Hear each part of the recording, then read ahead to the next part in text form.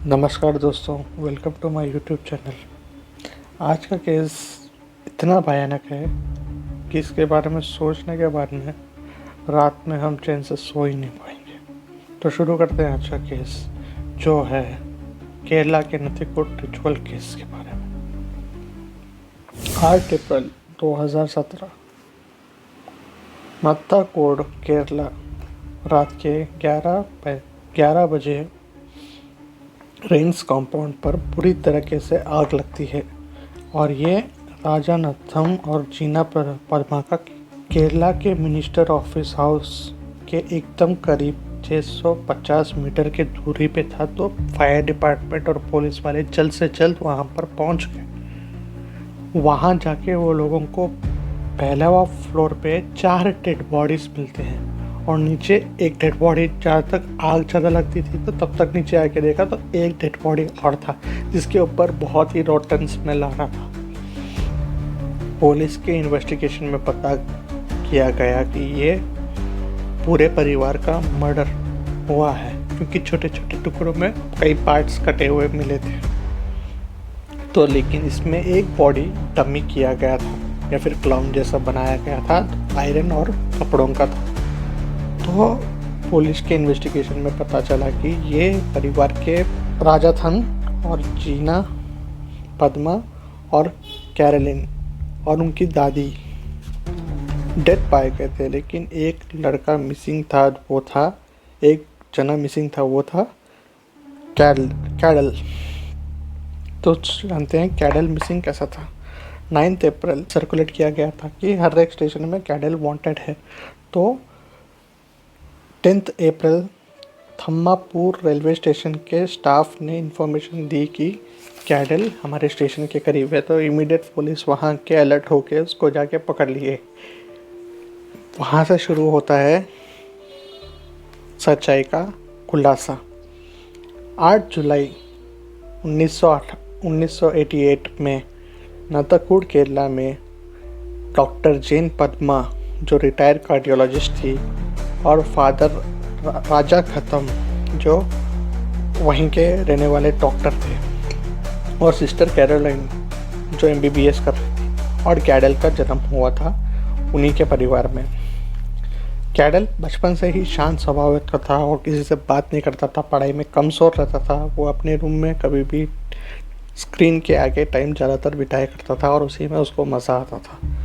तो कैडल पहले से पढ़ाई में कमज़ोर था, तो उसके पिताजी उसको बचपन में बहुत मारा करते थे और यही ताने देते थे कि तू कैरोलिन से सीख कुछ, वो कितना अच्छा पढ़ती है, ऐसा ऐसा करके।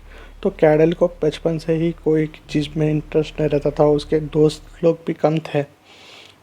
तो उनके पिताजी और माताजी कभी भी परेशान रहते थे कि इसका क्या होगा, इसका फ्यूचर तो कुछ नहीं है, ऐसा बोल के। तो उसको कैडल को फिलीपींस भेज देते हैं हायर स्टडीज़ के लिए। तो फिर वहाँ से भी वो लौट के आ जाता है। फिर कंप्यूटर इंजीनियरिंग के लिए उसको फिर से दोबारा ऑस्ट्रेलिया भेजा जाता है। वहाँ से भी आप वापस आ जाता है। थोड़े दिन के बाद में वही नीचे उतर के मम्मी पापा से कन्फेस करता है कि मेरे को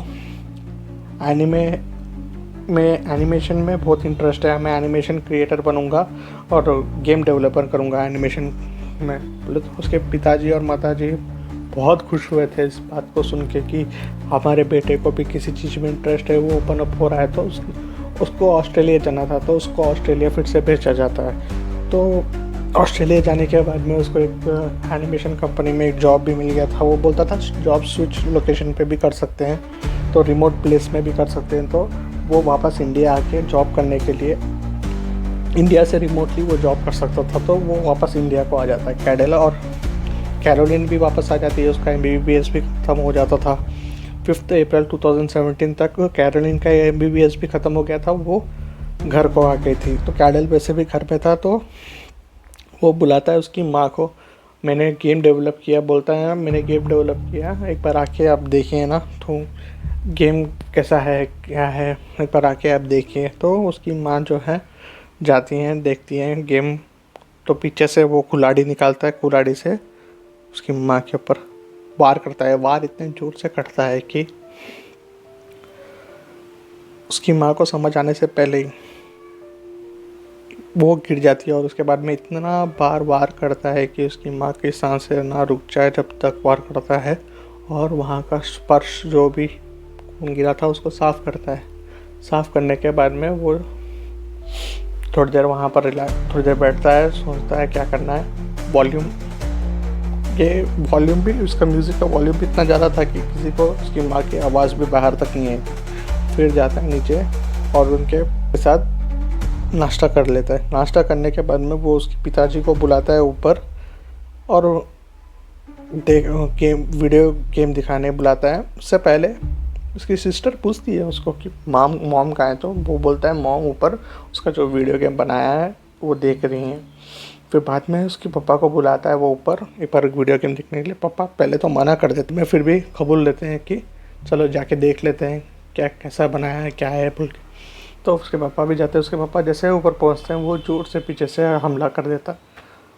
फिर इस बार वो बिना खून साफ़ किए, पहले तो साफ़ किया था खून, अभी तो बिना खून साफ़ किए उसकी बहन को ऊपर बुलाता है।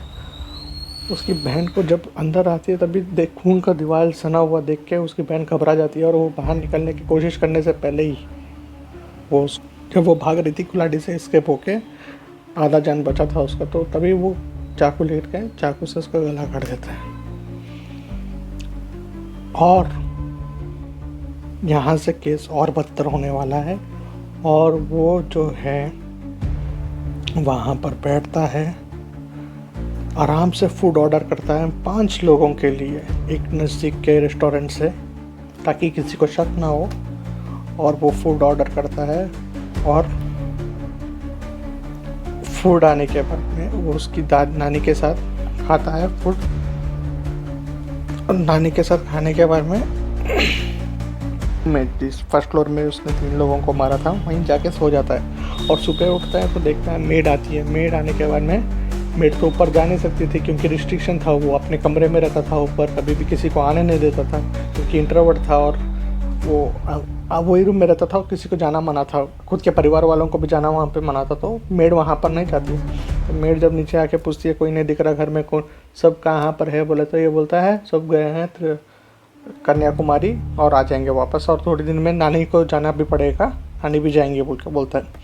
तो फिर मेड आती है जाती है। यहाँ से 2 दिन हो जाए तो धीरे धीरे बाहर जाके पेट्रोल कलेक्ट करके बॉडीज़ को डिस्पोज करने वाला था। फिर जब नेक्स्ट डे का मेड आती है घर को तब देखती है तो नानी भी नहीं है। नानी भी उनके बाथरूम के कमरे में थी और बाहर से कमरा लॉक था, तो वो रूम में नहीं जाती थी।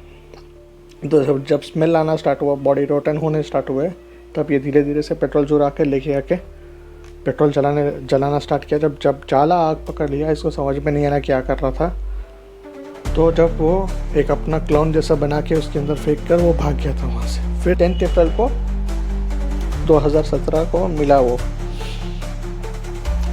10 अप्रैल 2017 को जब मिला, उसने पूरा ये स्टोरी बताया। उनका ट्रायल हुआ और नेशनल पोजीशन बेसिकली ये होता है कि जान जाने के टाइम पे वो दिखता है, मीन्स लाइक आत्मा सोल जब बाहर जाता है वो दिखता है।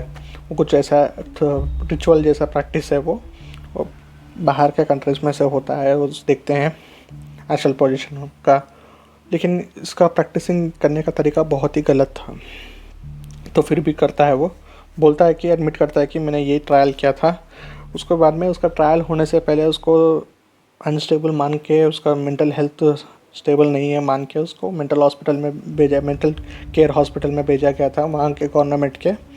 फिर उसके बाद में उसका ट्रायल होने के बाद में भी वो IPS ऑफिसर श्रीलेखा जी भी उनको एक बार मिलना चाहती थी, तो सब लोगों ने मना किया था उनको मिलने से, क्योंकि एक्चुअली वो जो कैडल था वो जेल के अंदर सेल में उसके फेलो मेट को मर्डर करने की कोशिश की थी, क्योंकि उसको पूछताछ में पता किया गया था कि उसको कोई और बोल रहा था, डेवल बोल रहा था कि उसके सेलमेट को मारने के लिए ऐसा कहानी बोल रहा था। तो जब IPS ऑफिसर मिले, उनके पास चैट हुआ था थोड़ा बहुत, तो वो लंबा सा टेबल सेपरेट किया गया था, सिक्योरिटी लोग का अलार्म सेट किया गया था कि ये बटन दबा देने से सिक्योरिटी आ जाएंगे, और लंबा सा टेबल के क्रॉस उनको बिठाया गया था पैरेलल में।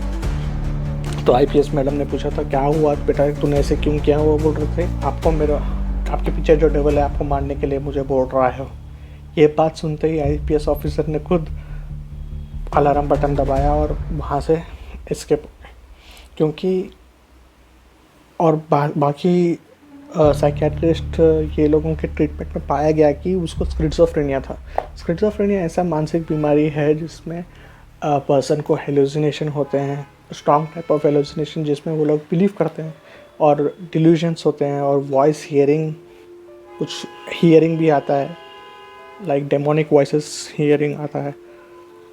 तो मेरे को तो ये शॉक में हूँ मैं कि ये केस पढ़ने के घर में 2 डॉक्टर है, 2 डॉक्टर होने के बावजूद भी मेंटल केयर के ऊपर कोई काम ही नहीं किया गया। क्योंकि स्किज़ोफ्रेनिया उसको बचपन से हो सकता था, क्योंकि वो तब से बचपन से कमज़ोर था पढ़ाई में, किसी से बात नहीं करता था, अपने कमरे में रहता था। तो ये भी है। और थोड़े लोग बोलते हैं इसको कुछ नाटक ऐसा कर रहा है, ये पता नहीं, जहाँ तक सच किसको पता है वो कैडल को ही पता होगा क्या है। और अभी बंधा हुआ है और ट्रायल अभी तक उसका शुरू नहीं हुआ। तो ये आज का केस यहीं समाप्त होता है यार। Please take care of your mental health, be safe.